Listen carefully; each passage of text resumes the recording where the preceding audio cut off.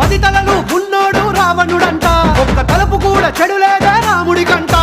రామ రావణుల పెట్టి రామాయణ మాట గట్టి మంచి చెడుల మధ్య మనని పెట్టారంట. ధర్మాన్ని తప్పనోడు ధర్మరాజట, దయలేని వాడు యమ ధర్మరాజట.